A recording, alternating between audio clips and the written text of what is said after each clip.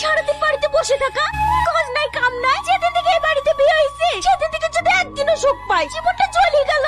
এত লোকের মরণ হয়, ওর মরণ হয় না। সামনে মেয়ের বিয়ে, সেদিকে কোনো খেয়াল নাই। আবার হইছে যত জ্বালা। মা, তুমি তো ভালো করেই জানো আব্বা শরীর খারাপ, তাই কাজে যেতে পারে না। বাপের কথা বলেছি আর অমনি গায়ে ফুসকা দিল। সামনে তোর বিয়ে, ছেলের বাড়ি থেকে তো এক গুচ্ছ জিনিস চেয়ে বসে আছে। এভাবে বসে থাকলে এতগুলো জিনিস কোত্থেকে জোগাবে?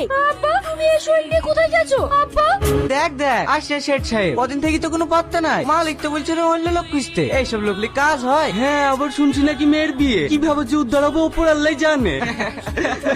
কি আর করবে, ওই লোকের কাছে ভিক্ষে চেয়ে মেয়েকে বিদায় করবে। ওর মেয়ের বিয়ে কিভাবে দেবে না দেবে ও বুঝবে, তাতে তোদের কি? ও বন্ধুকে বলেছে অমনি গায়ে বেঁধে গেছে। ছাড় ওর কথা, বেশি দরদ।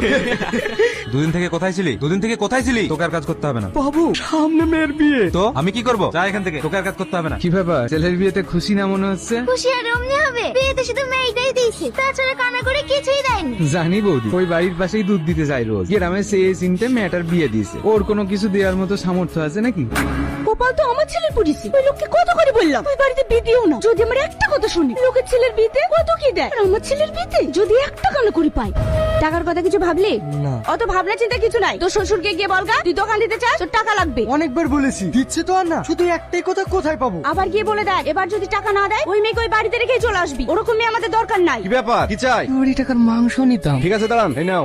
এতটুকু মাংস কি হবে? জামাই এসেছে। জামাই এসেছে তো এতটুকু মাংস কি হবে? হাই, 500 গ্রাম মাংস দিয়ে তো। না মানে, আরে দাঁড়ান দাঁড়ান, এই নিন। আব্বা, সাবানের আব্বা আবার ওকে একটা নতুন জামা কিনে দিয়েছে। আজ পর্যন্ত তুমি আমাকে একটাও নতুন জামা কিনে দিলে না। আবার তুমি আমাকে রাজকন্যা বলো। শোনা, সব বাবার কাছেই তার মেয়ে রাজকন্যা হয়। তোমাকে অল্প দিনই নতুন একটা জামা কিনে দেবো। সত্যি? সত্যি সত্যি সত্যি। আমার ভালো আব্বা। আব্বা, আমার এই জামাটা খুব পছন্দ হয়েছে। তুমি তাহলে এই জামাটা তোমার খালার বিয়েতে পরবে, তোমাকে একদম রাজকন্যা লাগবে। আব্বা, তোমার জামাই কিছু বলবে? কি, আমি বাজারে একটা দোকান দিচ্ছি, সে তো ভালো কথা, কিন্তু আমার লাখ 1.5 টাকা কম পড়েছে। যদি এই টাকাটা দিতেন তাহলে আমার একটু সুবিধা হতো। এতগুলো টাকা আমি কোথায় পাবো? তার মানে আপনি দিতে পারবেন না, তাই তো? দেখো বাপ, তোমাকে দিতে পারলে তো আমরাই খুশি হতাম, কিন্তু আমাদের অত সামর্থ্য নাই। সামর্থ্য নেই, তুমি এর বিয়ে দিয়েছেন কেন? দেখুন, আমি একটু সোজা কথা বলছি, এই টাকা আমার চাই। যদি দিতে পারেন তাহলে ভালো, আর যদি না দিতে পারেন তাহলে মেয়েকে ঘরে পোষেন। জামাই যেও না জামাই। মা, আব্বা, তুমি কি অবস্থা করেছে তো?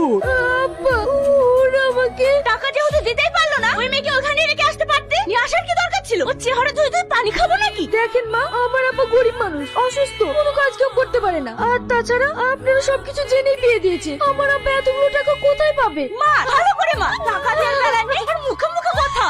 মা,